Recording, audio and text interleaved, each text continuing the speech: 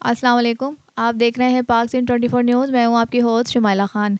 डोगरी से रिपोर्ट कर रहे हैं अमानुल्लाह जहतियाल। हाई कोर्ट लाड़काना के जस्टिस दोनों अदालतों की सालाना कारकर्दगी चेक करने डोगरी कोर्ट पहुंच गए। डिस्ट्रिक्ट जज लाड़काना शरफुद्दीन शाह, हाई कोर्ट के जस्टिस शमसुद्दीन अब्बासी के हमरा मौजूद थे।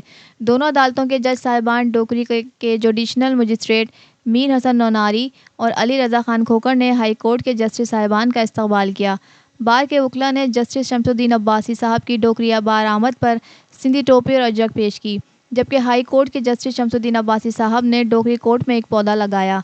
डोकरी वकला ने बार और कॉम्प्लेक्स को आबाद करने समेत दीगर मसाइल पेश किए, जिस पर हाई कोर्ट के जस्टिस शमसुद्दीन अब्बासी ने मसाइल हल करने का कहा।